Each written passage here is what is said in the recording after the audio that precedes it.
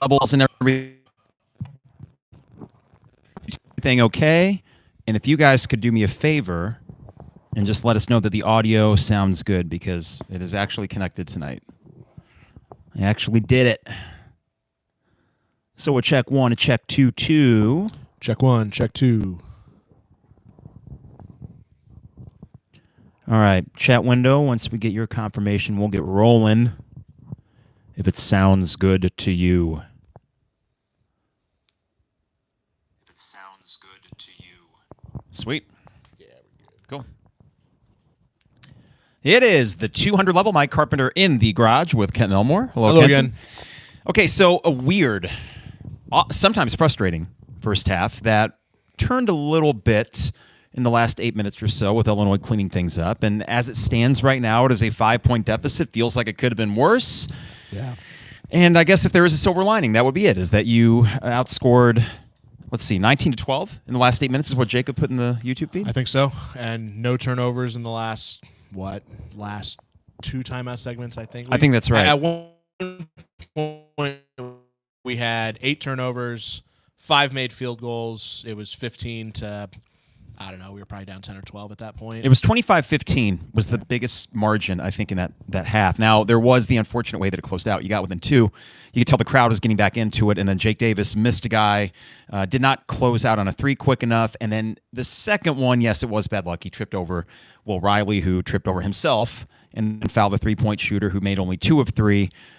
All that said, a 5-point deficit still feels somewhat fortunate for Illinois. I'll take it.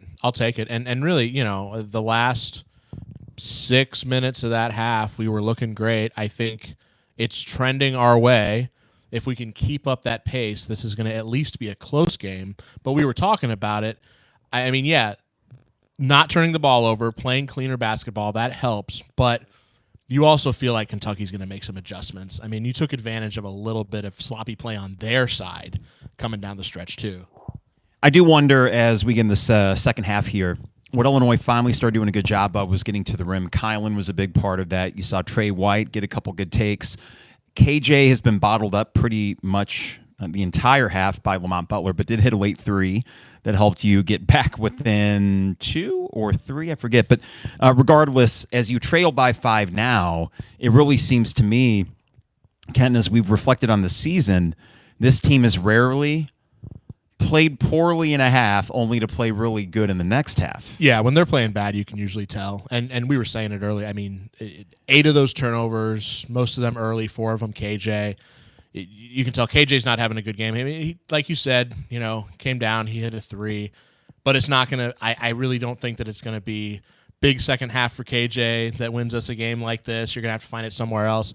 I just – yeah, you wonder if – it takes until the second game of the tournament for us to finally figure out how to win a game when we come out and we don't have it. Wouldn't that be something? I mean, if anything, I thought the Xavier game would kind of, loosen this team up for the better. In other words, any pressure I would have thought would be going into game 1, not game 2. I don't think it was pressure that so much they folded under in the first half. I think they're just lackadaisical play, a lack of focus more than it was any sort of nerves.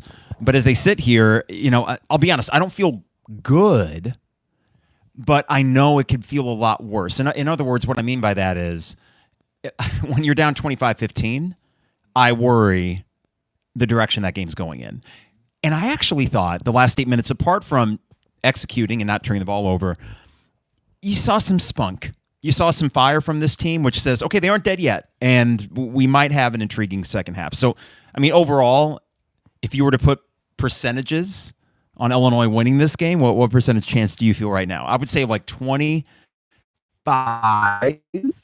because they got the dudes, but is that rich? I don't know. I would maybe give them a little more than that. I was going to say maybe like 60-40 in their favor against us. Okay, yeah, not quite a coin flip. Well, but the thing is I would love to say 50-50 because those 5 points. I mean, we can make that up very quickly if we want to. I just cannot overlook the fact that this team does not make drastic changes mid-game, but I mean, they kind of did in the first half a little bit. Oh, I thought there was a lot of rotations that Underwood was throwing out there where he was trying things, just, taking KJ out fairly early. He was giving Jake Davis and some tick. That didn't work out very well. I don't think you'll see either of those guys in the second half. But, I think that, yes, they were trying things. If you were to ask me schematically, what were they trying? I can't say for sure. I do appreciate that, unlike, let's say, the Duke game, which I know that was the nadir of the season, 43-point loss, but, there were times this year where I felt like Underwood was being a little bit hands-off, which seems kind of counter to his nature. I'm seeing a very active coach right now. I'm seeing a very ticked-off coach, and I don't mind that because I'm hoping that sense of urgency trickles down to the players, and we'll see if it does here in the second half.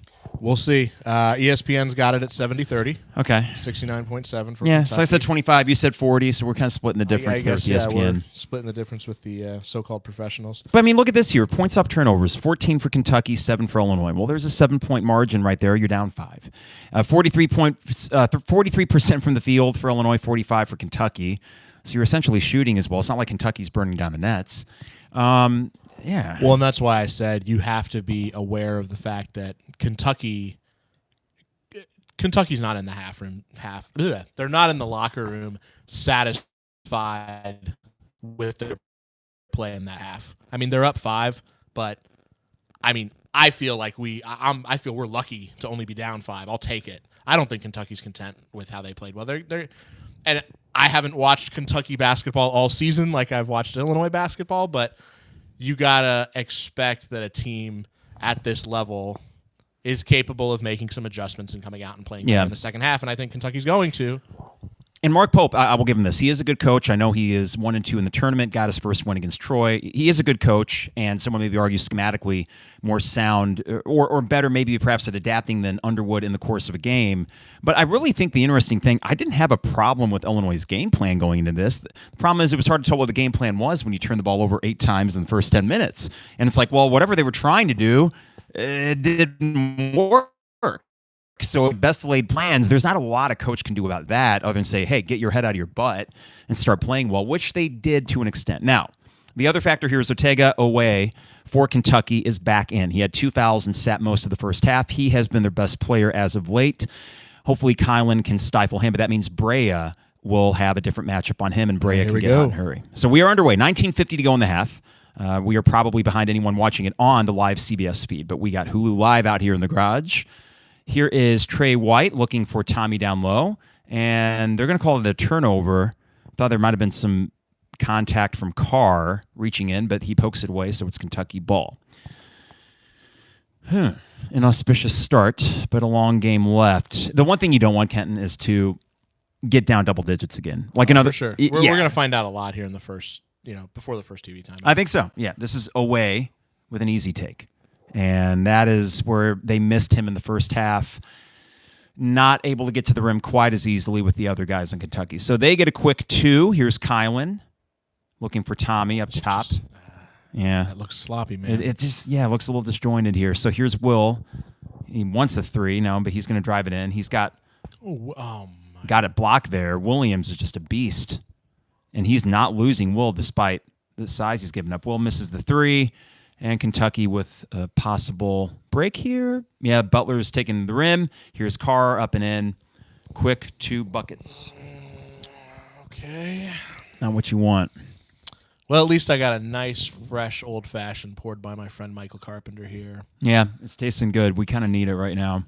Because here's the thing. There is that sort of, oh, God, is this maybe the end of the season? And that's a distinct possibility for Illinois right now. I mean, it literally is. And I think they will get a foul on Kentucky. Yeah. So he got tripped up going down there. Yeah, it doesn't feel great. I mean, are there any things in the chat thread which...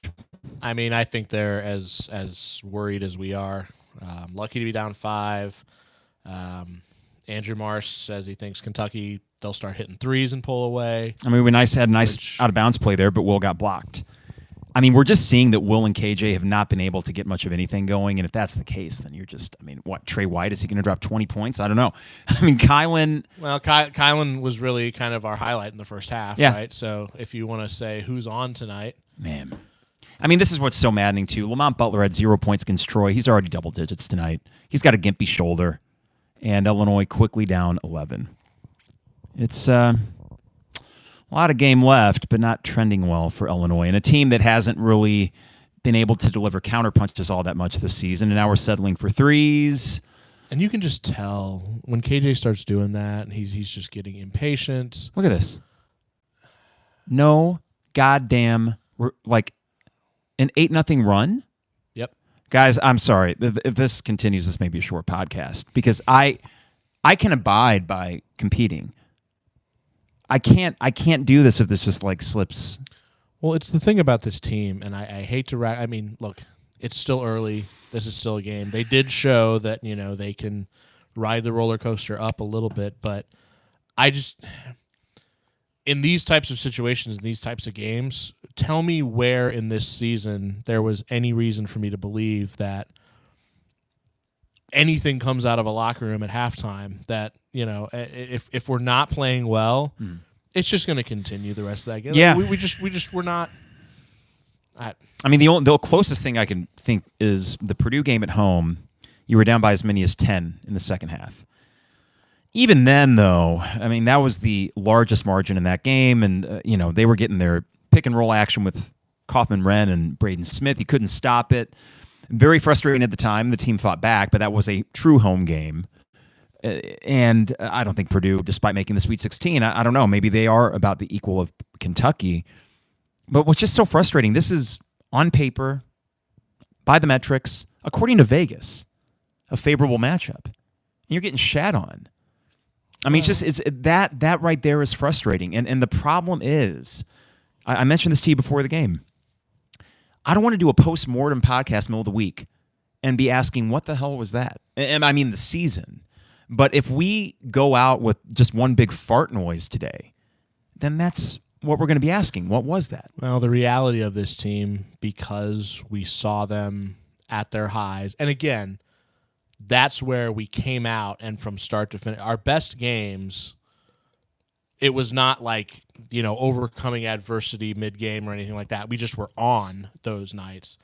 Because we saw how good this team can be, you knew coming into this tournament that save for a few opponents, like maybe 2 opponents in the Midwest bracket, if we're going to lose, it's going to be because we lost to ourselves, right? I mean, Kentucky is not better than us when we're playing our best basketball. Kentucky is not better than us 2 nights ago. I mean, the thing with Kentucky, they are an 11-loss team. We're 12, I think. Yeah. You could argue the SEC is better than the Big Ten, though the Big Ten's had a good showing in the tournament. SEC had more teams get in, but they aren't even fully healthy right now. Yeah. And yet it doesn't matter. Lamont Butler with a shoulder, no big deal. He's got 12, I think, already, with very minimal resistance. And then Owe doesn't even play in the first half. I mean, you're just seeing, just watching this here, this is a replay of Butler. I mean, he gets into the rim, no problem. That reminds me so much of the Michigan State game back in February where Holloman and their other small guards were getting to the lane and just making little easy 8-10 footers. Yeah, and look, I'm not trying to say that Kentucky is trash. It's just they're just Kentucky's not impressing me, right? We've had a couple of games this year where that Duke game was a combination of we played terrible and Duke is also really good, right? I'm watching this game and I'm not thinking, oh man, like we can't stop this, we can't stop that. I mean, it's literally the first half, it was that we were giving the ball up and we just weren't getting enough shots. And now it's, Kentucky found something. They're making a couple of baskets. But again, we came out and we were playing sloppy. I mean, we haven't had any. Another turnover. Right here. Again, yeah. This is bullshit. We're letting ourselves beat ourselves. You're gonna go out like this at this rate, and it's just pathetic. And I it's just also weird to think, like, how is it not possible that you can't find something in that competitive force you have and just say, like, we can play better than this, and then just do it? They aren't even defending right now. This is embarrassing, and they aren't that freaking good. They're good. They're a 3 seed. Okay, fine. So they have 12 points and 12 before the first media timeout. Yeah. Well, I said we were going to find out a lot. We found out. You came out with just no fight defensively? I mean, Will's getting burned right now on every possession, and I like Will, but he's going to be gone. Just, it's just frustrating. And Here's Owe. Well defended, but he's really good. And he didn't play the first half, and he didn't take advantage of it. Kentucky just looks so relaxed, too, already. I think the thing that's really frustrating with this, Tommy makes the three. Tommy. You're within 12, but it won't matter because you aren't until you get string together like 3 stops in a row.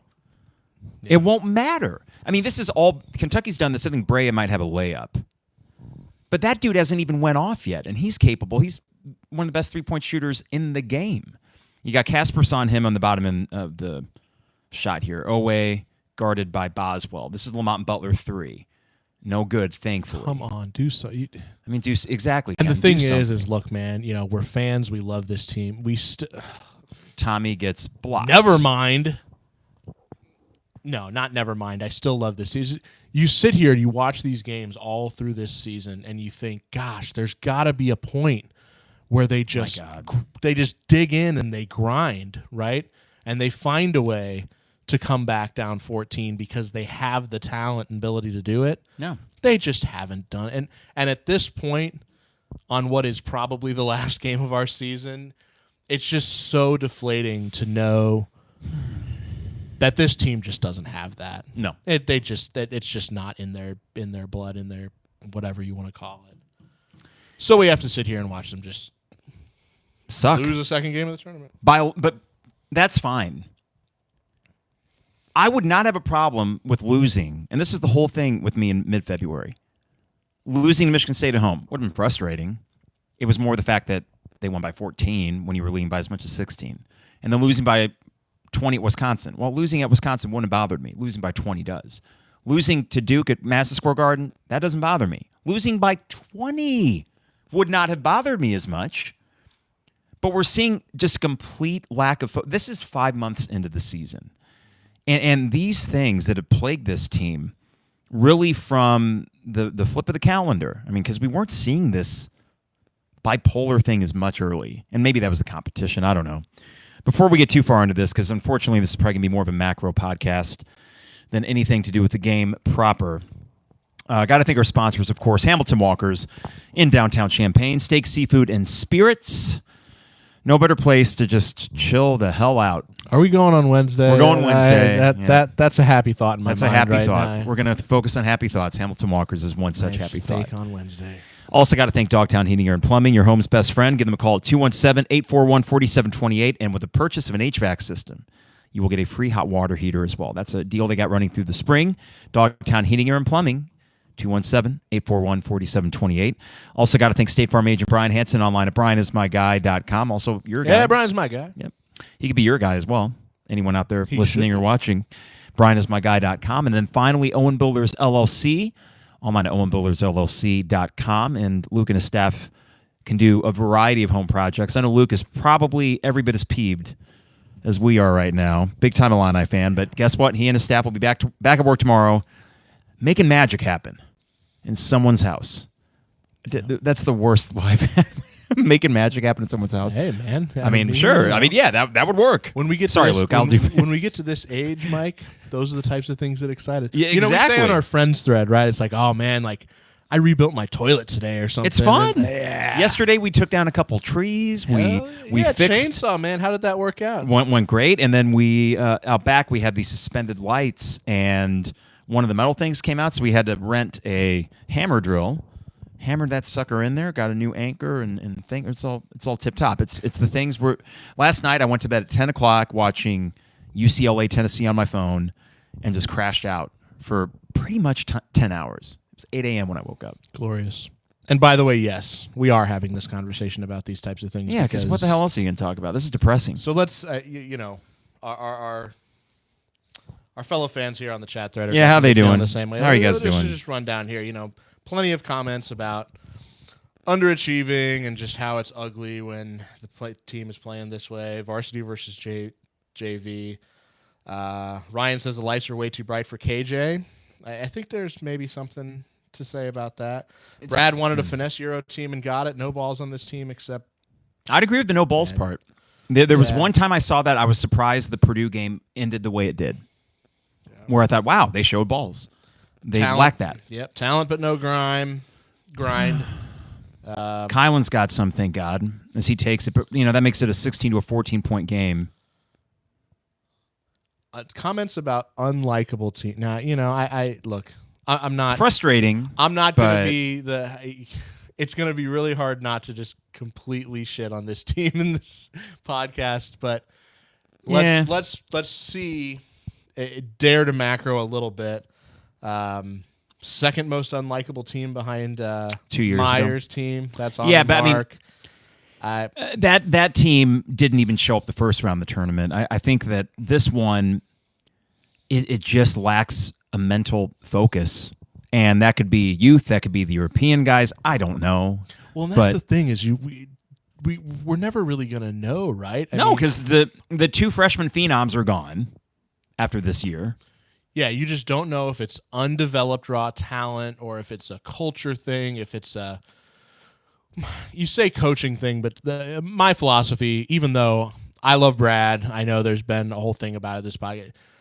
I love Brad. However, I think there's got to be a lot of accountability at that position, no matter what. Well, I think that's just it. That's just it going into this offseason. When I say reckoning, that sounds like a big word, but it's not about, no, you aren't moving on for Brad Underwood, nor should you. But I do think that he, as the CEO of the program, needs to evaluate, why was this team so damn finicky? Well, yeah, and just the precedent stuff that he's done, it makes me wonder if he doesn't know.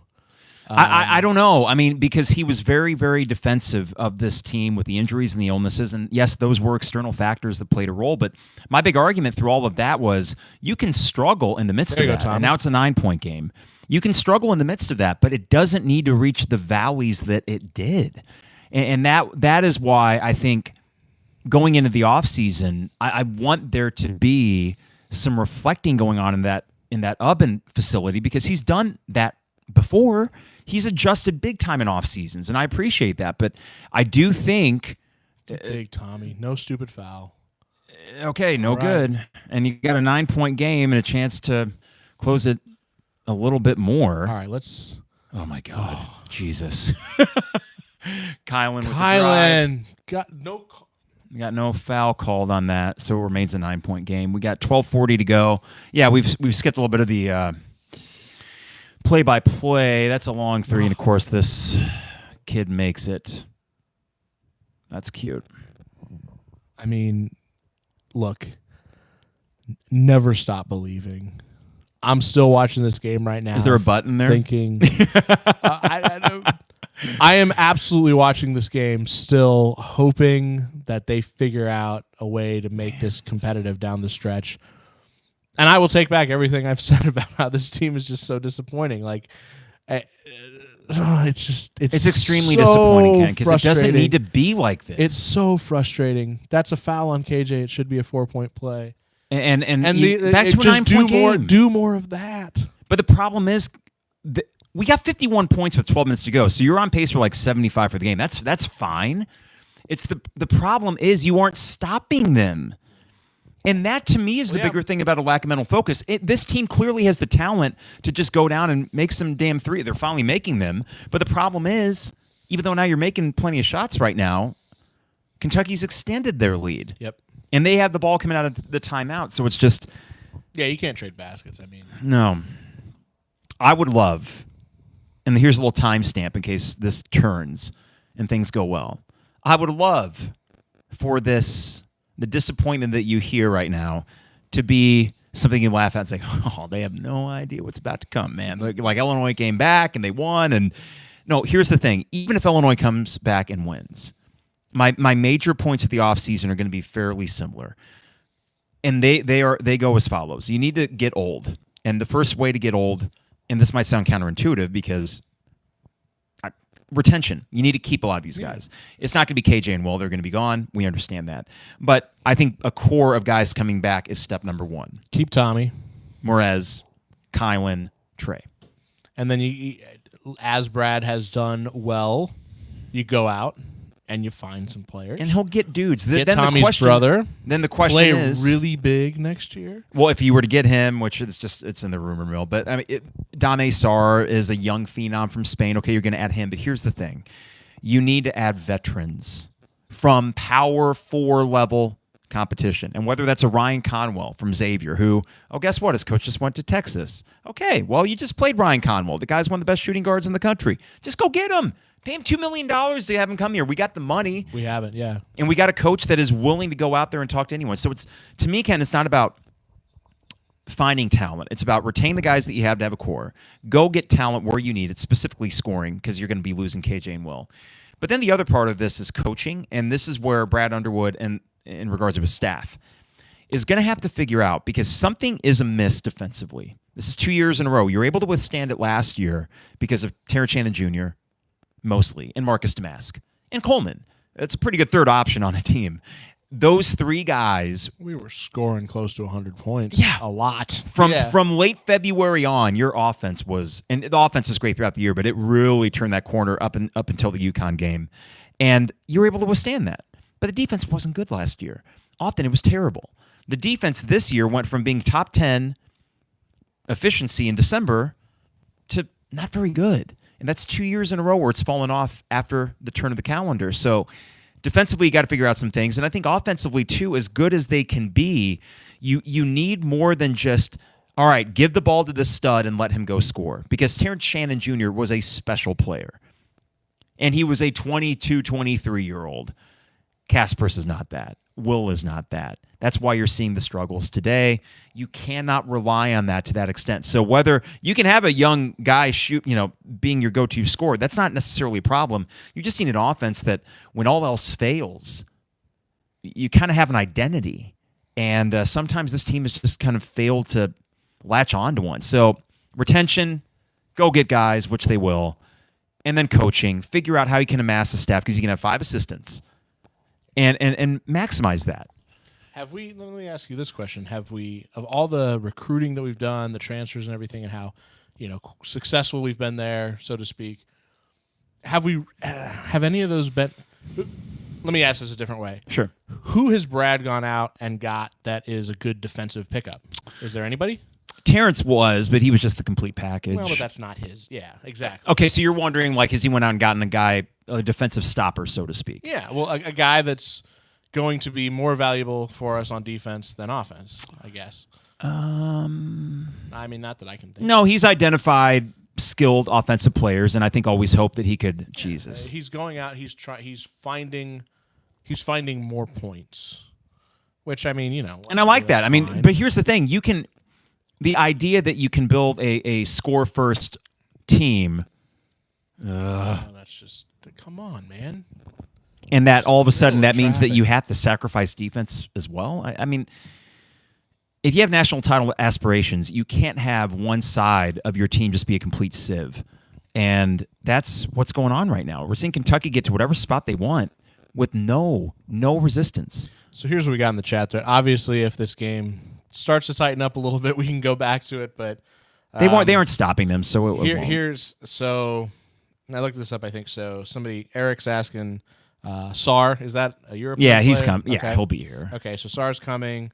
Josh Dix and or Owen, both on Iowa? Yeah, the Iowa guys. I don't know if we have any. Is that Owen Freeman? See, look at this. Yeah. This is just embarrassing. Okay. But that's great. Scores. Okay. But Josh Dix and Owen Freeman can't play like a defense. Greg says new offense coach needed. Seth says new coaches all around besides Antigua. Well, he won't get rid of Tyler, so we can do away with that. Yeah. And you know what? I have not really hit on that this year. I know vocally on Twitter there's been a lot of people really pissed off about that, and I get it. I mean, the thing is, if Tyler is, in fact, the guy running the offense, Brad can point to the metrics and say, well, offensively, this team's been really high up there the last 2 years since Tyler took that over. And that could be true. But the problem is, again, Terrence Shannon Jr. and Marcus Damask will... While they were maximized here, so that's a credit to Brad. This is the weird double-edged kind of argument here.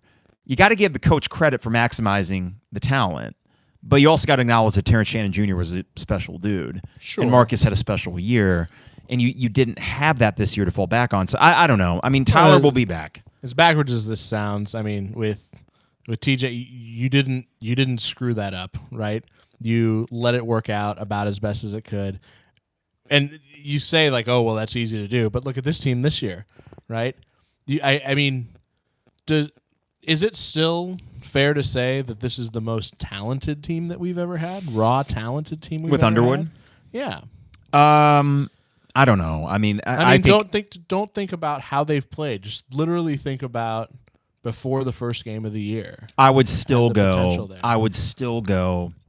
Kofi, Io, freshman Andre Curbelo, fourth-year senior Trent Frazier. Okay. That team I would still go with. Georgie is your big off the bench, who I know he was kind of a mess late in his career, but the guy was still skilled.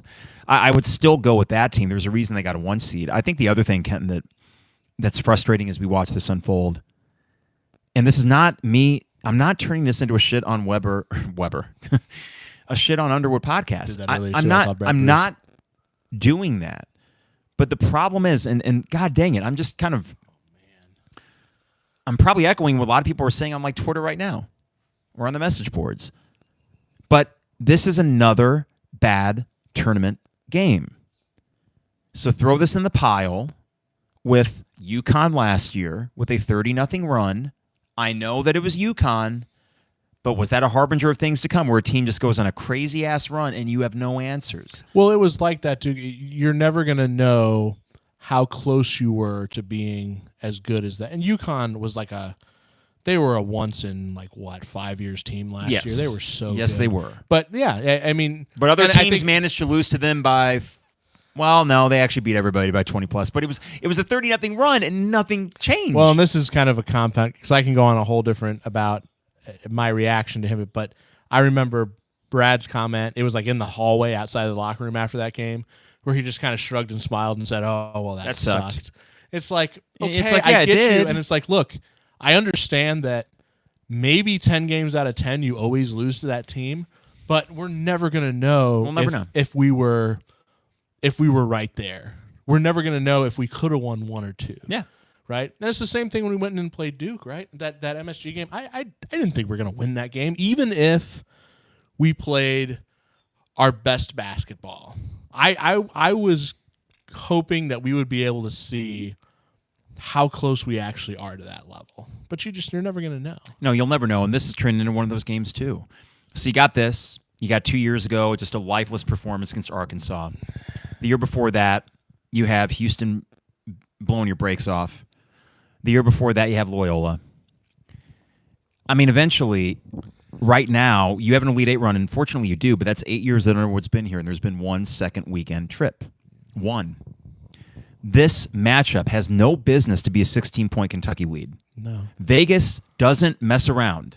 Well, bettors don't mess around. There's a reason that spread even increased to 2.5 this morning.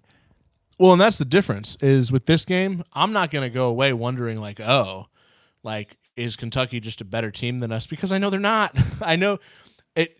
We said this earlier, and I still agree. I think that if we were playing today as good as we played on Friday, that we would be winning this game. Maybe, but the problem is, just like you said with UConn, we'll never know. We'll never know what that hypothetical might be. I think, and this is one of the few compliments I may give this team on this pod today.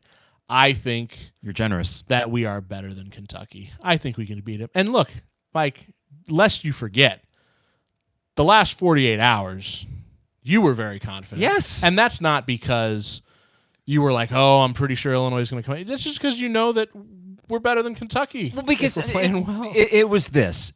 On a bad day, the metrics said all year long you were their equal. They don't have one of their stud shooting guards. They got a gimpy point guard who's about to take it for another layup right now, but he gets fouled instead.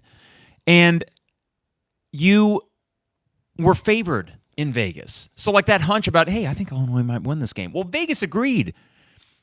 And that actually does count for something. They usually don't. I mean, I know it all comes down to the money going into it, but that tells you not just Vegas agrees, but the fact that the bettors did, because the spread went that way. So it's not, listen, if you're down 6 right now, fine. Yeah. You suck right now. Again. Well, it's just the volatility of this team. You talk about Vegas. Vegas is a goldfish, right? It has no longer short-term memory. They look at what a team's doing right now. But all of us Illinois fans who have watched this season have watched it close. We even talked about it when, Barkley and them, were giving us so much praise. And Andrew was like, these guys just don't watch a lot of college basketball, do they? They don't. What Vegas is never going to account for, and they shouldn't, is that this Illinois team is capable of coming out and looking like a high school team, and we worry about it, but you also think that come tournament time, if you're able to get that first game, that was another factor. I thought that would help. You're like, okay, look, man, but all that BS, whatever it is, right?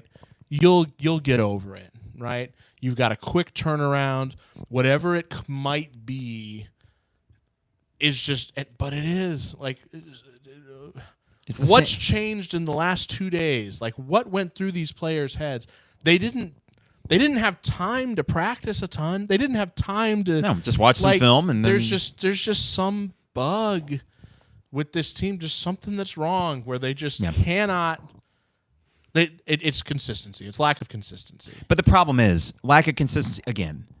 The Jekyll and Hyde nature of this team goes beyond lack of consistency. It's either they are gangbusters or they suck ass. And the problem is in March, 5 months into this thing, young as they may be, injuries and illness aside, it didn't have to be this bad when it got bad. That's a coaching thing. And we would both agree, right, that Brad Underwood is better if we were to list all the attributes of a coach. He is a plus in most respects.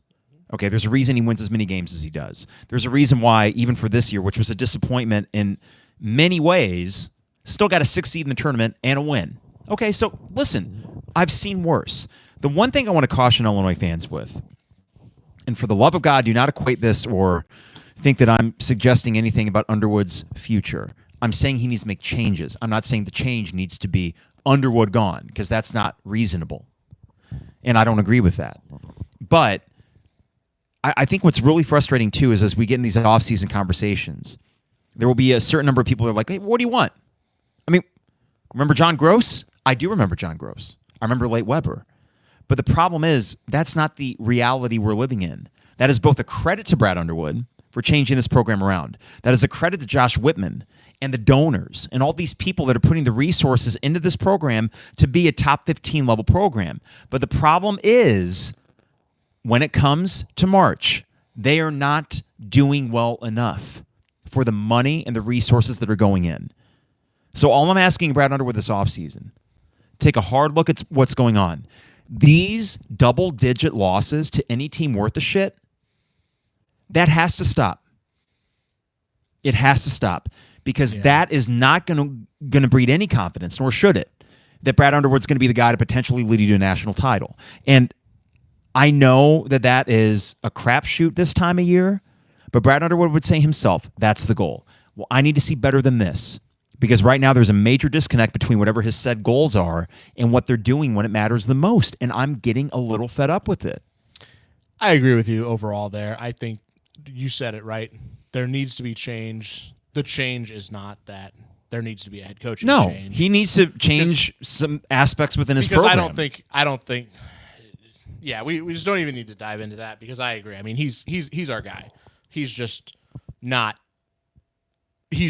living up to his expectations right now, but not to a point where it needs to be a change. There is no. In the chat here, it's kind of interesting.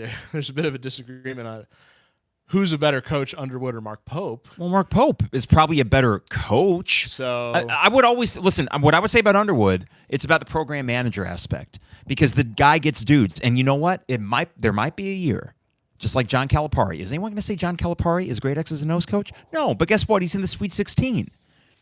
He beat St. John's and Rick Pitino, and looked pretty good doing it. So it's like you get dudes, you can overcome that.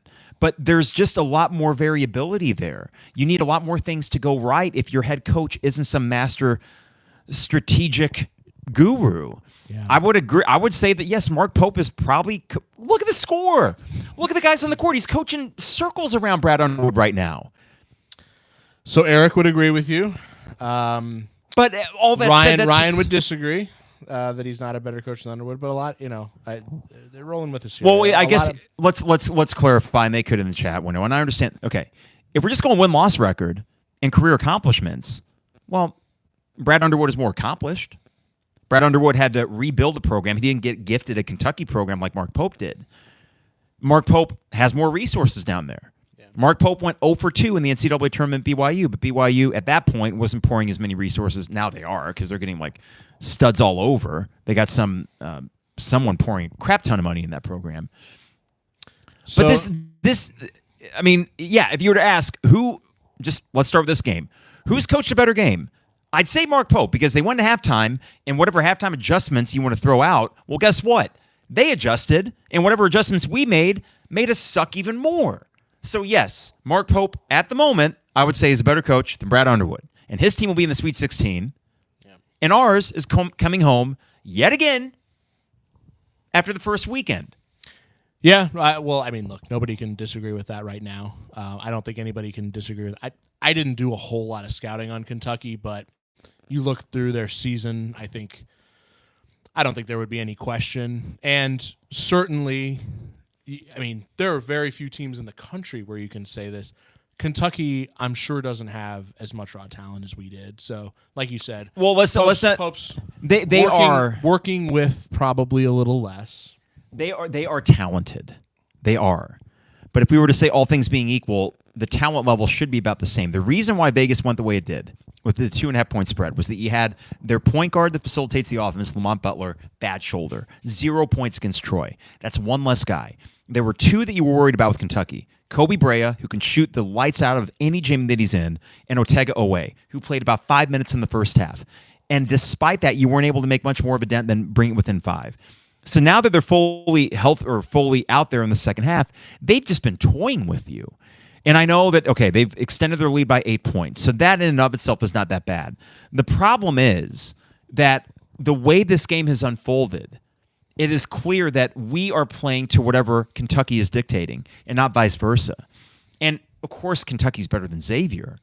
But Xavier, Sean Miller, would you say that Sean Miller is a better coach than Brad Underwood? I mean, historically, his record would suggest that he is, because the guy's been to a bunch of Elite Eights, and he's been the second weekend like 5 or 6 times. Texas got a good coach. I think the problem, Kenton, and this might sound ridiculous to throw this out here 5 years or 4 years after the fact. Let's be real. There is the underlying frustration. Talk about Loyola. Yes. Yeah.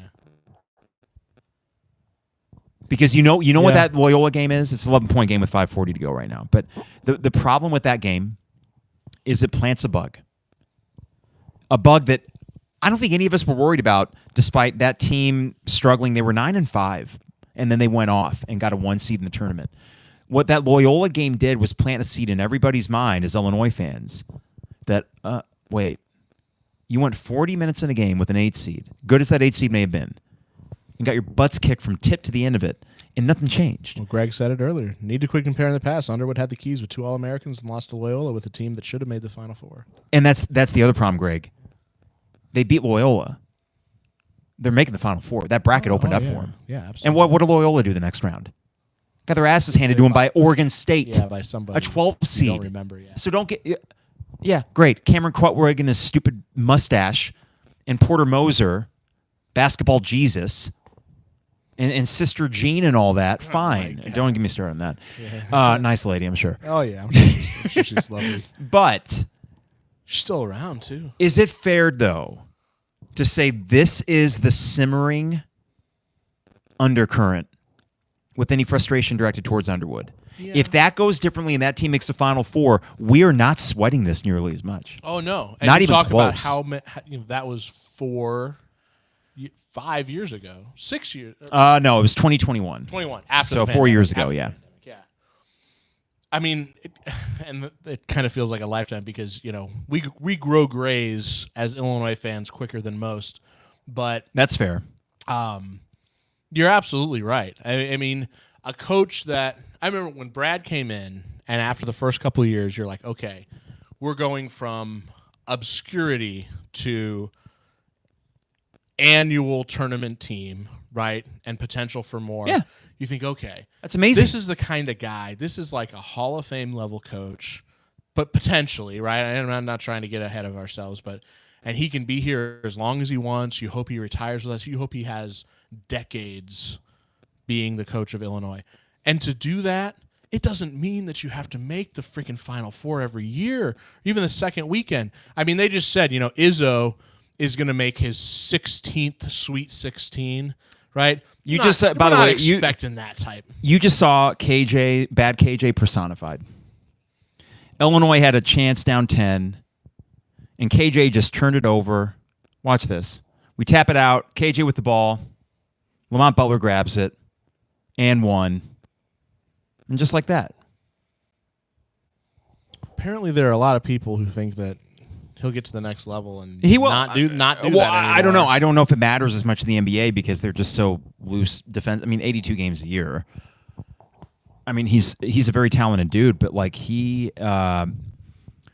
all the excitement from what we saw the first 2 months of the year kind of evaporated. Yeah. With and I know his arm injury. The arm's not an issue right now, or if it is, they haven't told us about it. Why would they? I guess. So that's the fourth foul on Tommy. You're down 12 with 4:20 to go. 3 from Will is no good. KJ up and in. So it's a 10-point game with 4:18. Chat there agrees with you. KJ is... No, I don't know. I'll just read it. Yeah, Jay says, how is he a lottery pick? Pat O.D. just simply cannot protect the ball when he dribbles. Seth does better when the ball's not in his hands. KJ's awful, not a winning player. I don't know about that. KJ's won you some games this year. I think it's just I'm not going to say this is what you get with a European phenom. I think there's a recklessness that he's had that he has not needed to. That, like, in other words, he can be a creative guy all he wants to, and that doesn't excuse some of the mistakes that he's made.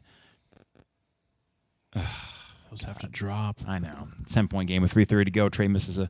And I feel bad. I right there, for a second, I wanted to say, Mike, it's a 10-point game.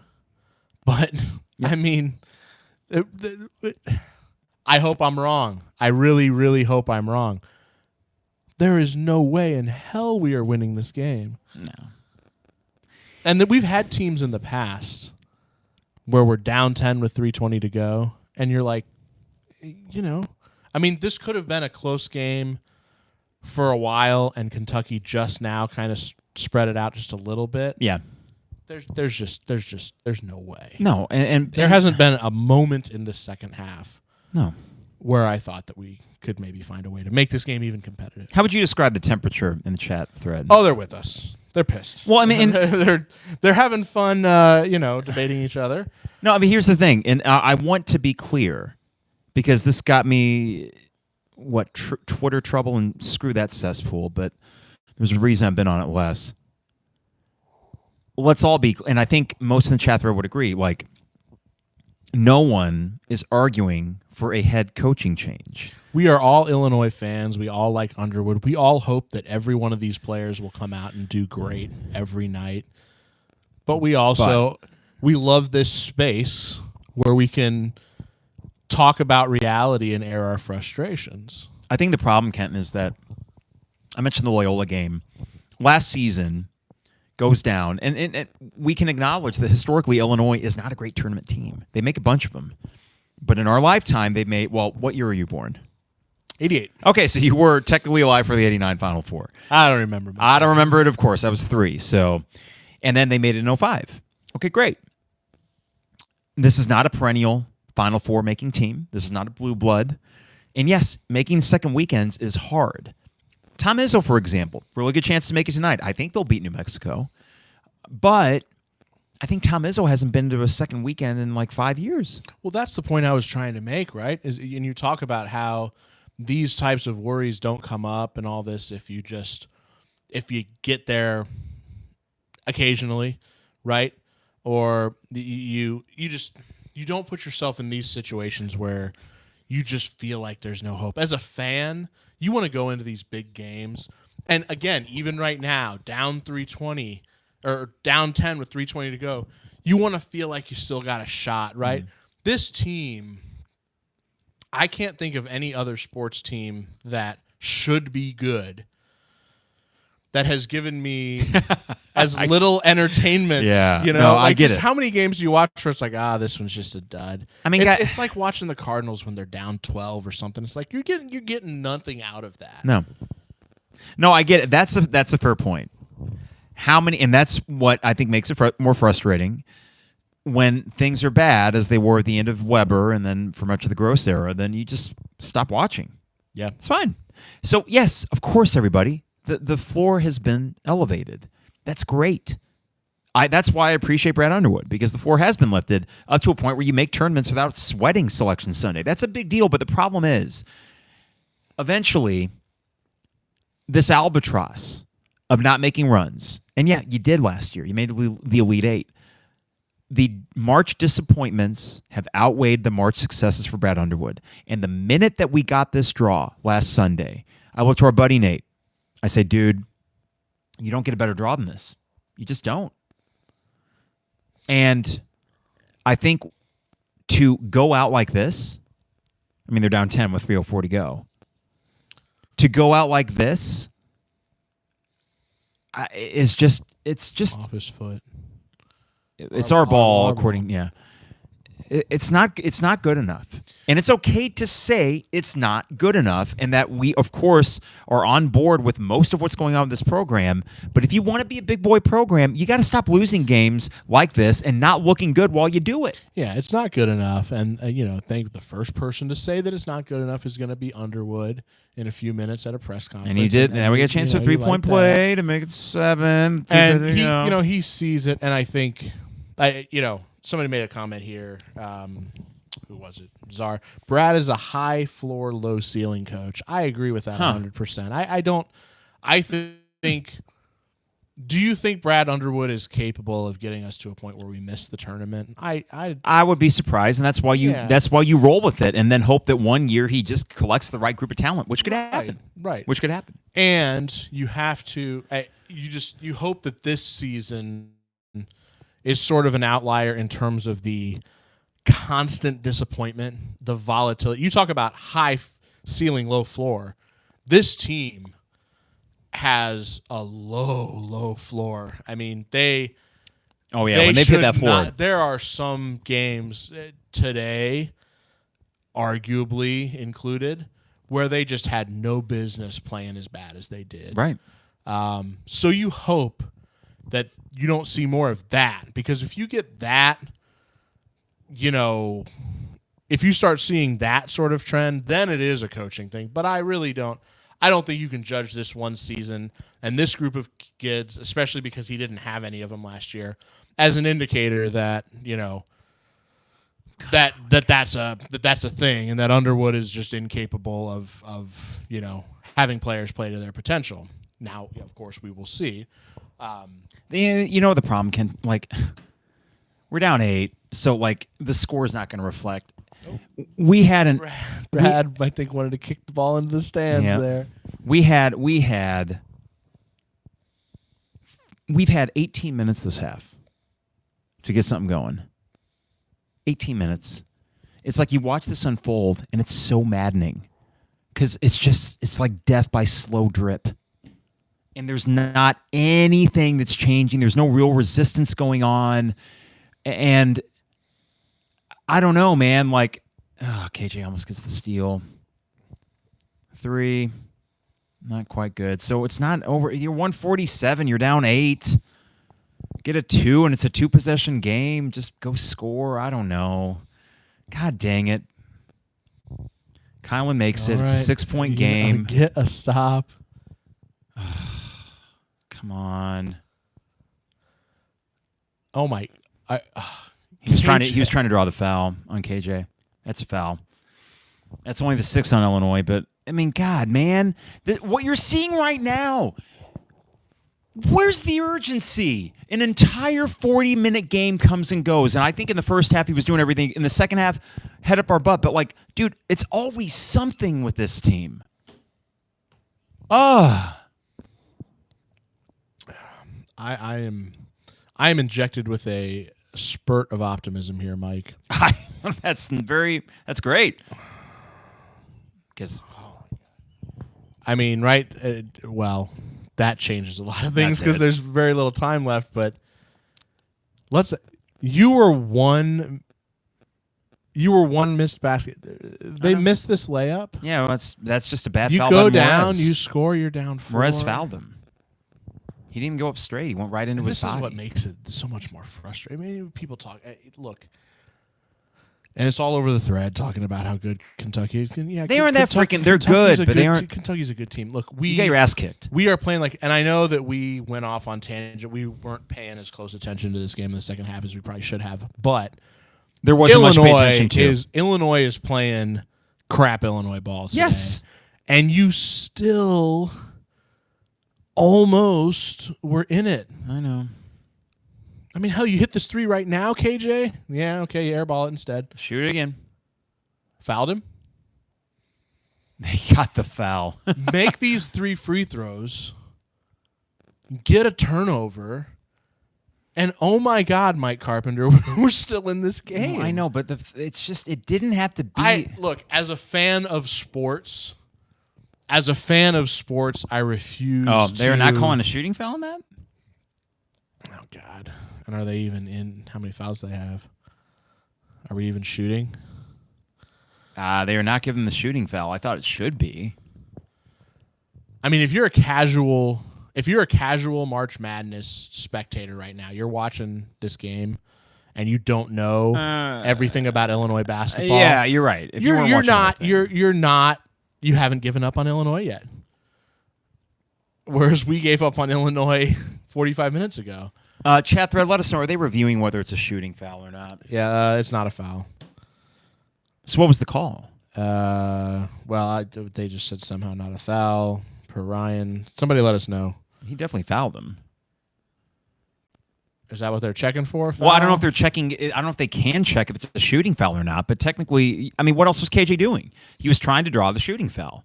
He gets hit across the arm or on his hand. That's a foul. Well, yeah, I mean, definitely. So he should have 3 shots. If they didn't call it, is there something in terms of? I'm sure good old Gene Steratore is. Jesus, it's raining again. Yeah. Just squeegeed my damn car, Kenton.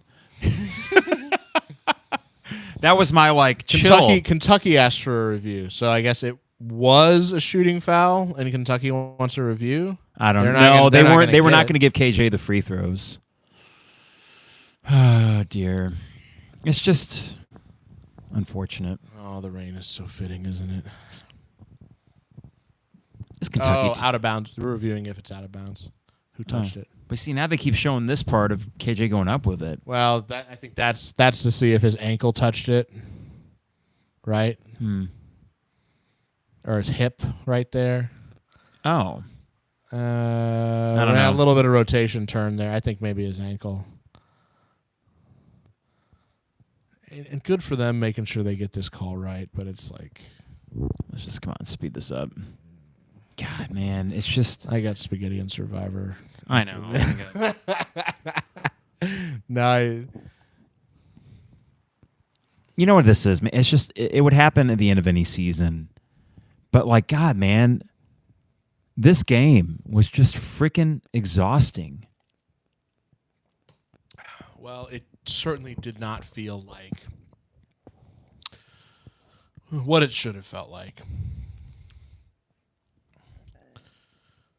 I wouldn't even necessarily say exhausting. It's just underwhelming, disappointing. Brad's, And thankfully, we've been conditioned for this all year long. So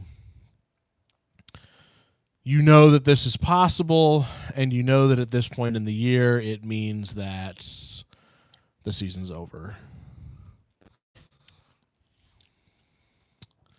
So they're saying no foul. It was out of bounds, and it's Kentucky ball, I believe. Is that right? That's what it looks like. I mean, it was a foul.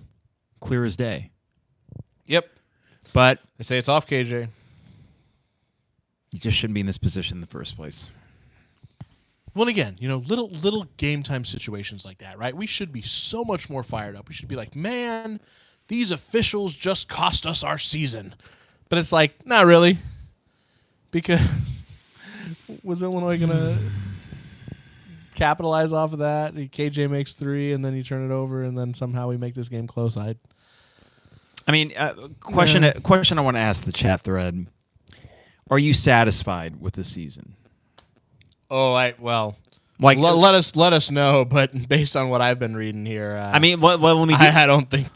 To add some nuance, let me rephrase. From 1 being completely dissatisfied to 10 being completely satisfied, where are you on this season? Okay, here we go, chat thread. I'll throw them out quick here if you put them in. Yeah. 1 through 10. 1 being low, 10 being high. Yeah. How do you rate this season? I'm tired, Kenton, of Brad Underwood's teams sucking in March. Yeah. It's not losing. You lose the game by a possession or 2. Don't lose by basically 15 points against the spread. Illini fan 217 is at a 6. Eric is at a 6. I know what mine is. I'm gonna wait until the end. You and me, we can give ours at the 6 end. is fine. Justin's at a 6. I'm not going under 5 because they made the tournament, so that's why I want to give the number thing. But guys, God dang it. It's okay to say, yes, it's better without John Gross. No duh. John Gross is doing great at Akron. That's a great spot for him. He's not a bad coach. He's just not a Power 4 level coach. Brad Underwood is. Here we go. Andrew, 6 is a great number. Jerry Seinfeld once said, 6. What's the matter with 6? Got a problem with 6? Jacob is also. Did he really? 6. What episode was that from? Do you remember that? I don't know. I don't know. I was thinking 7, Well, I remember 7 with George. Curtis is at a 6.5. All right, that's a good, So we're in the 6 I guess we should say that all these 6s, these are all, if you're a Portnoy fan, these are all rookie scores. We are in the 6 range, and I think that's fair. I mean, because the thing is, this team, when they were good, were so tantalizingly good, and yet it's just going to end up being not much of anything. Greg, not satisfied. Underwood had an easy walk to second weekend and choked. Yeah. Yes, he did. It was the lip reader episode of Seinfeld. Oh, maybe because she thought he was saying sex. Remember that? I think that was the joke. Yeah. Okay. Maybe. Yeah. I haven't watched, all those shows that we used to be, Seinfeld, Simpsons for you, South Park, and those. I haven't watched a Seinfeld episode in a while. I haven't either, but I did. Well, no, that's not true. About a month ago, we were going to go out for dinner, and I had extra 30 minutes. I threw out an old Seinfeld. Okay. And it hit. Okay. It's I see little, scenes show up on my feed. And so, I never go more than a week without seeing a couple minutes of Seinfeld. But I don't remember the last time I saw a whole episode. Man. I know making the second weekend's not easy. This path was tailor-made for Illinois to do better than this. Yep. And the problem is the margin's not going to reflect how bad they played. They played very poorly tonight. Okay, so this is that's off on Kylan. Yeah, I don't know what they called it, but that's off on his hand. And again, with 51 seconds left to go, you'd like to think that 9 points is not insurmountable. Is that right, English teacher? Yeah. But this is an Illinois basketball team, and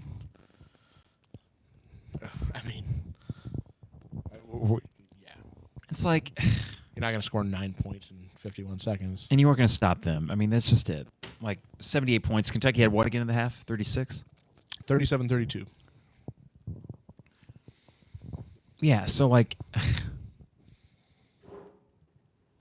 37-30, they got 41 points. I mean, you could do worse. Eric says, Carp, you said we would probably beat Kentucky. Yeah. Yes. Yeah, well, look, me and all of our friends, we were saying this. You freaking should have. And look,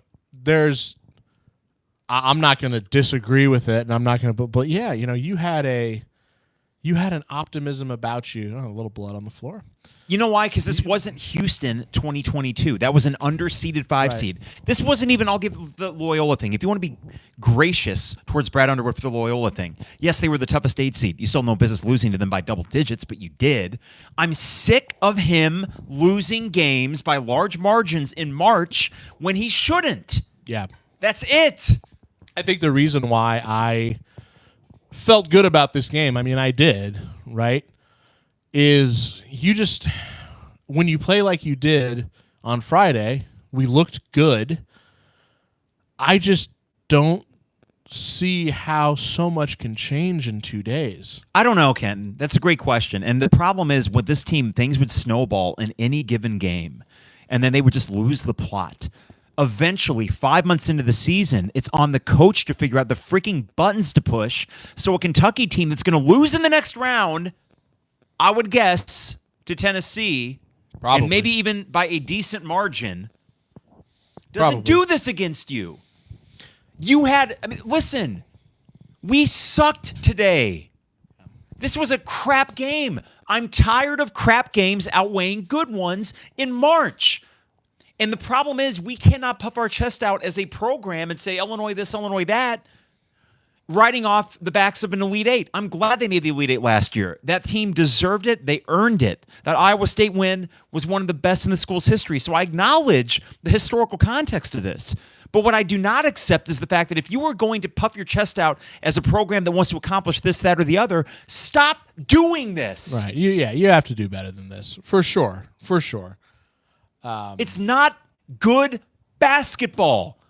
This is basically, we're just going to roll it out. Don't cry. Don't cry, Marching Illini guy. Not a team worth crying for.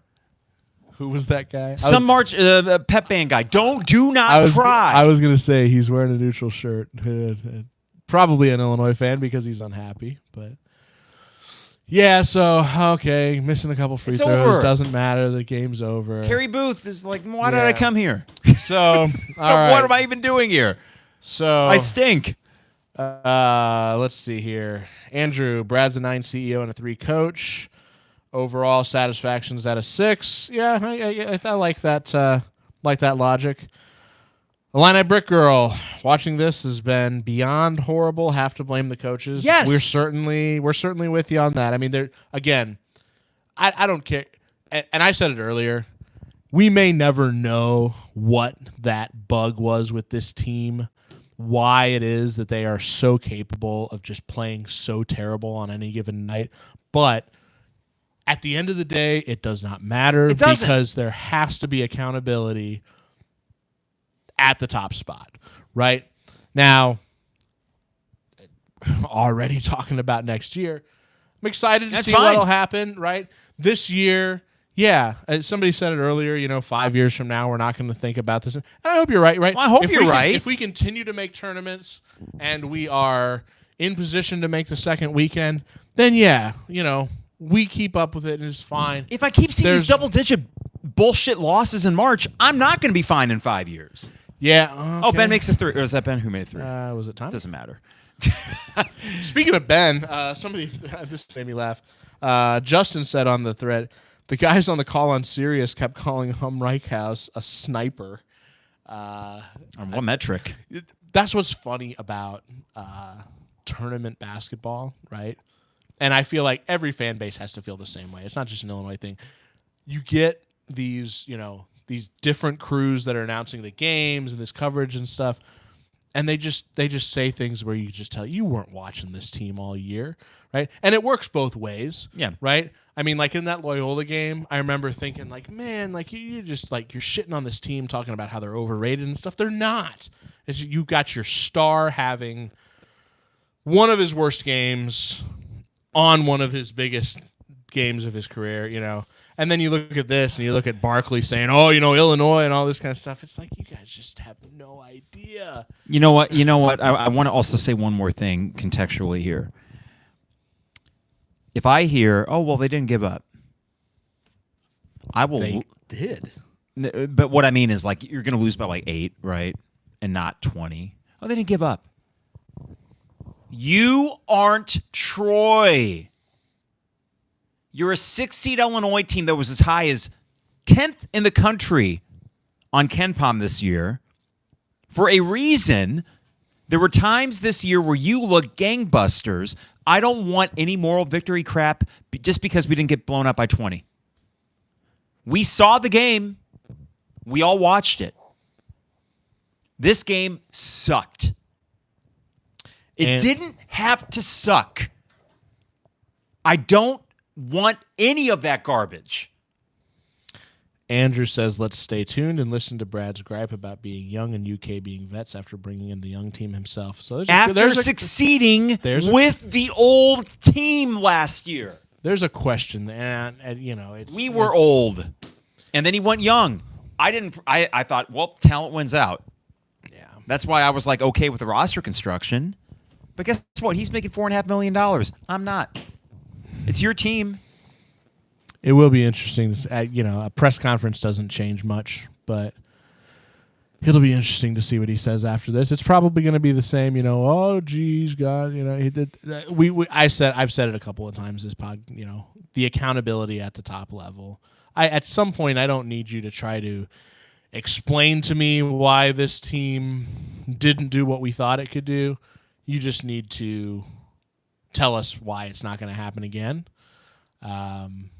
And at the end of the season, that's really hard because I want to hear it in the middle of the season. I want to hear you say, come March, we're going to play up to our potential. And then he didn't. Kentucky wins. 84-75 is the final. 9 points. Felt like 100. Oh, they were in control the whole game. The whole freaking game.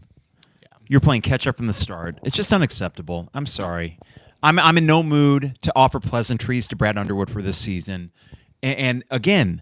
So no, you guys aren't morons. You guys are nice. This is why I don't tweet as much anymore, because it gets misconstrued as, oh, well, Carp's out for blood.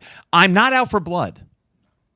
What I am out for is your justifiably high-paid coach, and I do say justifiably because of his success, figures out what went wrong, and that will require introspection, which he's done before.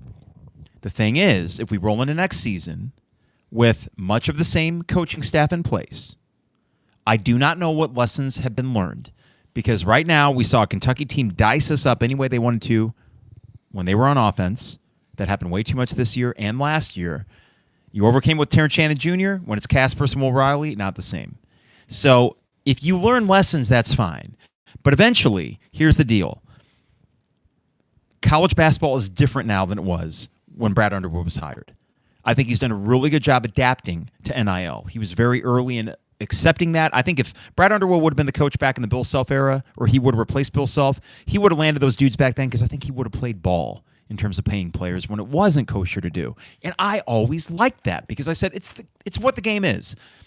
So while I appreciate all of that, the fact remains, this is a team that by all accounts has a top 12 NIL budget in college basketball. Other than last year, they are not giving you top 12 results in March. They're not making second weekends.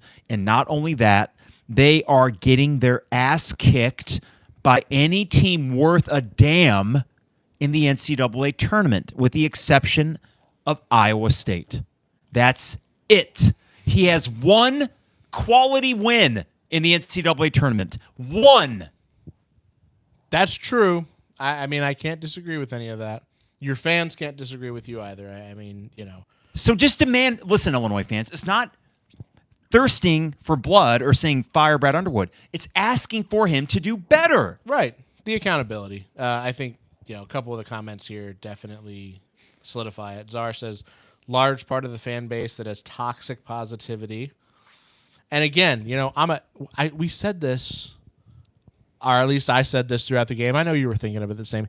You want to be wrong, right? Yes. You want to get to a point where coming out of the 4-minute timeout, it's like somehow we are down less than 10 or whatever. At that, I feel like we would have had to have about been tied for it to actually feel like it was possible. And in retrospect, at halftime, we were feeling all right because we were only down 5. And then they go on an 8-0 run. But really, we kind of were wearing rose-colored glasses there too, because we forgot about the fact that what happened in the first half, being down 5, it didn't matter. We weren't going to come back and win this game. So probably not. And that's why. Yeah. That's why. You know what's even more frustrating? What the hell? It's your last game of the year. Just come and balls to the wall. Just go for it. Well, and that's where this team, and that's where the mental talent, mental short personness of this team is such where they were not able to do that. But the problem with that, the youth, that is true. They're young. The inexperience, that is true. They're inexperienced, especially in March. It's why Friday was so thrilling, because they came out and they were the better team from the start. They were the aggressor. They were engaged. Today, they got punked by a team that, I'm sorry, you think Kentucky's a threat? I don't. But even if Kentucky was a threat, there were times this year where our team looked like a threat, but they were not able to sustain that at any point. And if we look back on this season, we watch Will Riley and Kasparis inevitably go in the first round. Kasparis will still be a lottery pick with all our frustrations with him. He still will be. And the Will Riley might be a top 25 pick. They're going to go pro. And if they have good careers, then this is going to become one of those, well, what the hell was that season? It already is a what the hell was that season. We do wish in the best. We were talking about this earlier. Oh, yeah. So you've got Terrence is looking promising in the NBA, for sure. You look at Myers and the career he had, personal issues at the end, whatever. But Myers comes back, and he's had a few of those games. They have him on the Jumbotron where he's chugging beers and stuff like that, and everybody's like, oh, yeah, that's great. But, he was here for 2 years. 2 years. We weren't great. We were not good. Then, there was never going to be, like, an opportunity for us to be, like, super proud of our Illinois alum Myers Leonard, right? So you look at KJ, you look at Will, right? These guys, somebody said it in the thread earlier. They're like, if you don't think KJ's a first round or a lottery pick and you haven't watched NBA basketball lately, I don't watch a lot of NBA basketball, and I'll totally submit to the fact that whatever it is that he can't figure out at this level, he can figure out next level. That's fine. And I hope that those guys are like all Hall of Famers in the NBA, and that'll be cool. But they were both here for 1 year, and in a year where we lost in the second round. So are you ever going to be like, okay, say KJ plays for the Pelicans and the Pelicans get into the finals. Are you going to be watching the finals and rooting for KJ because he's an Illinois alum? It's like, nah, he just did. He was in and out and didn't really do much. Well, and even that's a little bit short-sighted for KJ. That team didn't do much. Exactly. And that's all that matters. I mean, like, here's the thing, okay? There might be guys from, especially the Weber era, like post-05. It's no offense to them, but when I hear their names, I'm like, yeah, your teams didn't do crap. Like, I don't look back fondly on that. Now, again, we recognize the floor has been raised, and I think it was Greg that might have said high floor, low ceiling. I'm worried that's the reality we're getting at. I say worried. I used concerned earlier, and I got a bunch of shit for that. But regardless, worried, concerned. I just think that the more of these March performances we get like this, and the fact that you can count a much larger list of March disappointments than March successes in year 8 in 5 consecutive tournaments, that's all good. But it doesn't amount to a whole lot. And the problem is our perception, we're local, right? I mean, we're into it. We're watching every game. If you are external and you're watching as another Big Ten fan or just a national fan, Illinois is not quite the nationally relevant thing that we might fancy ourselves being. And on a stage today where CBS said, hey, guess what? You get the 60 minutes intro. You get the prime position. It's not the Michigan State playing at 8:40 tonight Eastern time is not the primo position. People are going to be going to bed. The prime Michigan game State's probably going to win. They're going to win. Yeah. They're going to win. The prime game today, CBS chose leading into 60 minutes. What's our game? Illinois, Kentucky, because it's a 6-3 game. 2 programs that have some national relevance right now, and they think the 6 is capable of winning. Very, that. very, very good shot. And Vegas thought so too. That's why I don't want to hear anything about. Oh, well, I mean, you only lost by 9. Screw that. I think you were expected to win by some. I think there's something that, and I'm gonna take a little bit of an outsider's perspective to this because, look, you and I are very close friends. I'm on this podcast occasionally, but we all talk about Illinois athletics constantly. And I'm looking at the thread here. For what it's worth, the vast majority of the people on here, and I'm sure all of the fans that watch this podcast, agree with you. They don't need to. It's okay if they well, don't. no, and they respect the fact that we call it like it is. We call for the you call for the accountability and everything. I think there's something to be said here about margin and the difference between absolutely just unacceptable, need to revamp everything program and greatness. This right? is why I can't. And to your point, let me just say this real quick. I think so. On this thread, I won't call out names or anything like that. Okay. You got one or two people that come on here and say, "Oh wow, the negativity and everything like that." That's right? Okay. There's something to be said about. Did they watch the same game we did?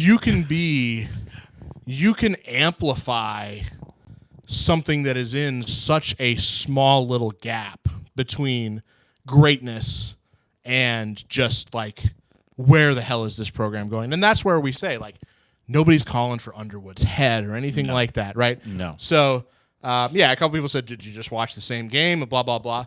Brandon made the comment, if we'd won today and the exact same game happened against Tennessee, people would still be saying the same negative stuff. And that is just not true. That's not true. That is not true. Even if we would have played that just dumb Illinois basketball, shoot yourself in the foot, have a bunch of turnovers while against Tennessee, right? You don't accept that, right? And you say, look, a team should know better than to not play to their potential in any one given day. But you still found a way to make it into the second weekend. Right. This season is not one that's going to be a stain. So the point I'm trying to make is you get really, really loud about this stuff, but it's because we're close. We can get to that point where we are very relevant. Yeah, and I think that's just it, Kenton, is like you mentioned margin. There was a stat that I saw going into or out of the Big Ten tournament, which showed that Illinois margin of victory this year was like 14 points. Margin of defeat, 14 or 15 points. There was no in between. Now, of course, when you look at a team's, plus or minus for the year, because Illinois won 21 games and they lost 12 or 13, I think 21 and 13, then obviously that's going to be still a pretty good spread in your favor. But the problem is, it's losing. Here's the thing. Losing today by 3 points, a single possession or two possession game where you're battling with a Kentucky team that did play well today. Because here's the thing. Kentucky did play well. You just played bad. So imagine if you didn't play bad and then we got a close game. You and I are having a conversation not with animosity so much as, that's a bummer. Damn. I would love to have come out of the game today because you're right. Kentucky, I mean, it doesn't really matter. I do think that our best ball is better than Kentucky's, but you find yourself in the tournament and say that it's the second game, they are a 3 seed, where you're playing against a team where you really have to be crisp in order to beat them, and you may be overmatched, so you have to – if they would have fought in this game and it would have been close – and they would have lost. A nothing run at the start of the second. And they would have lost, but it's like, man, they played well and they played with heart and stuff. Yeah. That would have been fine.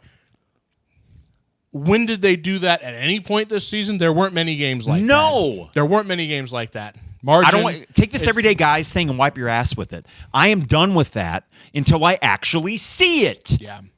I am done with that stupid hashtag. Everyday guys, they were not. Talented, yes. Fun to watch sometimes, absolutely. Is the program in a better spot? 110%.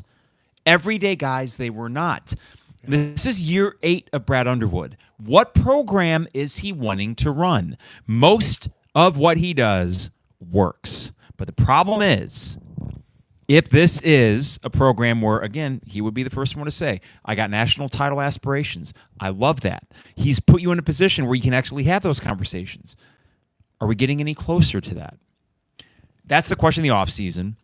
That's why, as frustrated as I was with this team and today, I am not down going into this offseason because it's hope, it's opportunity, and he navigates the offseason particularly well. The problem is, Illinois fans that might be questioning what is the true ceiling with Brad Underwood as your bench coach, guess what? They have ammunition for that. Yeah. They have plenty of ammunition for that, and I'm not going to come on here and lie to you and say, guys, he's won a lot of games overall, so therefore I don't have any questions or concerns about his ability to win games against other good coaches. Because unfortunately, when it's come to the NCAA tournament, outside of the Elite Eight run, which was awesome, Iowa State is his one quality NCAA tournament win, and that's it. Because other than that, I'll name the other ones. Drexel. And we didn't even play that well. It was kind of a harbinger of things coming to Loyola, but you beat him. 1 versus 16. You beat Drexel. Yep. You beat Chattanooga. Remember that? Coleman Hawkins got a late block. We were down in the basement, ready to kill ourselves pretty much until the block. Oh, yeah. No, I do. You beat Chattanooga. You beat... I was about to say, no, not memorable, but yeah. Yeah. You beat Murray State. No, Morehead State. And you beat Duquesne. And you smoked the crap out of them. Iowa State. So Iowa State is the one... I hate to do this. Iowa State is the one seed, non-double-digit seed, that Brad Underwood has beat in the NCAA tournament. Every other seed he's beaten, 16, 13. Morehead State was a 14. Duquesne was an 11. He's got 4 NCAA tournament wins. They're all double-digit seeds. Well, that is not good enough. So here's my immediate raw reaction to that. First of all, defensively, as a fan who will always defend the program, I'll say, look, there have been plenty of great wins that we've had in the Underwood era. We play in a tough conference. Yes. March is different, though, and you're right. It also then makes me think, and this is where I'm sure you're not looking forward to it, I think, but a season recap podcast coming up at some point this week. Oh, boy. What more is there to say? I'm imagining a backdrop of your basement here that has a couple of things broken in the. You'll be fine. You'll be fine. No, but it makes you think about, because this season, I want to say, wow, just a particularly remarkable, not in a good way, example of a team that is so volatile that can be pretty good. I mean, we never saw them capable of like getting out of this bracket, beating a Duke, right? We never saw them play that well. No. But we saw them lose to USC at home, and so Maryland by 20 points. Plus. Yeah. But which right now Maryland's struggling. When you throw in what you just did and you talk about only one single digit March tournament win, that really makes you wonder, like, is what was happening this year this plague of underperformance that can't be exactly like explained? Is that more than this year? No, Ken, I don't know. This is what I worried about during the 3-game losing streak in February, was that this was symptomatic of a larger issue that Terrence Shannon and Marcus Damask and Io DeSumo and Kofi Coburn helped you stem. However, Brad Underwood brought those guys in, hence my position. He brings in dudes. He could bring in a collection of dudes that wins it all.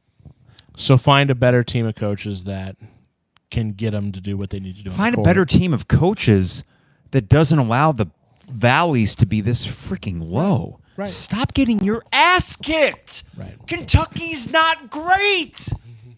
Come on. They are not Duke. I know. Sorry, my voice just did a weird thing right there. It just drives me nuts. Look, guys, Vegas doesn't F around. They set the initial spread as Kentucky 1.5, and then it very quickly, according to the bets rolling in, went Illinois 1.5. The people that are invested enough to put money into this game said, dude, this is a great matchup for Illinois. You know why? Because it was. And we shat down our leg again. I am really fed up with it. So for those of you that are... it was 60 minutes, but now they're going back to this. No, I turned the Maryland game to try to see. Okay. What? Because they were trailing earlier. I'm glad this is on mute because I can only imagine that Kenny and Charles here are talking about how Illinois, well, whatever. You fill in the blanks. You know what I'm going to say. Yeah. Well, listen, man, we could belabor the point. It's a frustrating day for what has been a very vexing year. Despite the successes, despite making the NCAA tournament, despite getting, 20-plus wins, again, we know the floor is higher, as Greg had alluded to. I think Greg, right? Yeah, had alluded to in a chat thing earlier. I appreciate everyone in the chat window. Yeah, chat, great. We still got a couple dozen people that are on here right now hearing us go through this rant. It's just a second ago, I realized this. Think about in prior years in March, and thankfully Illinois has had the luxury of expecting that we are playing in the tournament which again is a testament to Brad. Yes. And that's why we're not talking about like, oh my God, this team is in the shitter or this program's in the shitter and we got to make changes, like, massive changes. But this is the first time that I can remember where the season has ended on a loss, and I'm not just like heartbroken. No. Even that Loyola game, man. That Loyola game where it's like, well, there's no reason you should have lost that game. Like, what? This is I guess what I'm trying to say, Mike. I have an odd sense of relief. I get it. That I am not nearly as bummed that I'm going to have to watch other teams for 3 more weeks play basketball and live out their dreams, and their fans see them, go to the prime. I'm just like, oh man, that was a crazy season, and it was crazy, and it's over. But that's why there was an avenue there for them to truly make this an objectively very good season by winning today in a favorable matchup against a team that a lot of people thought you'd beat, understandably so, and you didn't. So now we're having these conversations because we're just trying to reckon with what the heck was that? And then as we get in the offseason, it'll be, well, what do we need to do to change that? And that's up to Brad Underwood to make those changes. The question now becomes, will he? And can he identify whatever ailed this team and what might have ailed the coaching staff? Whatever it may be, can he identify the issues that kept this team from reaching their full potential? Because we saw in games where the full potential was reached and they were dangerous. We saw against Xavier, a team that was engaged, ready to go. We saw a bunch of Illinois fans pay out their butts to attend this game today, only to see a rather haphazard performance for 40 minutes where you were getting beaten from the jump. And that does not need to happen. Right now, Illinois with Brad Underwood is not the threat that they maybe should be in March. And I hope that changes, and I think it can, but it's going to come down to a guy who has made changes before, looking in the mirror and figuring some things out in order to truly maximize what this program can do. Again, it could be worse. I love making the tournament. I love the fact that I can be upset with a tournament loss as opposed to, oh, the season's over after the Big Ten tournament. But we shouldn't also treat this like the John Gross or Bruce Weber era, because it's not anymore. We're going to be entering the 9th season of Brad Underwood. So I'm reacting to Charles's crazy bracket. Yes. Agree with all that. Well said. I don't know. Can't say I have anything against it. It's another season. It's and you got spaghetti to eat, and I got. I do. I got some barbecue chicken. I've got tacos. Spaghetti waiting for me. I had a lovely old fashioned here. Yeah, it did taste good. Drown out the sorrows of that second half. And we've got from 200 level sponsor Hamilton Walkers. Hey, a quality meal coming in just a few days. Look at that transition. Hamilton Walkers, of course, we appreciate them. Dogtown Heating, Air and Plumbing. The State Farm agent Brian Hansen online at brianismyguy.com and OwenBuildersLLC.com. We appreciate all of them. If you could support us by supporting them, that is much appreciated. Kenton, well done. Appreciate you hopping on, and hopefully this was cathartic for some. Loved being here. Yes. Thank you for having me. Enjoy your spaghetti dinner. I'm going to enjoy my tacos. And we will be back sometime midweek for the postmortem. I wish it weren't so early, but unfortunately it is. So for all those tuning in and listening, we appreciate you. And I want them to win so bad. I know all of you do too. I hope it doesn't. Any criticisms don't get misconstrued as negativity so much as wishing the best for this program. They're in a good spot. I think we want them to be in a great one. They're capable of it going in the offseason. The question is, will they get there? Thank you, YouTube. Thank you, 200 level listeners, and we'll see you later this week. It is the 200 level. It is weird. I didn't think about it until just at the end there. It's like, I don't remember the last time that we lost in the tournament, and I wasn't like, man, the next couple of days are just going to be depressing. This time it's just like, no, this time it's not. Like, I'm not.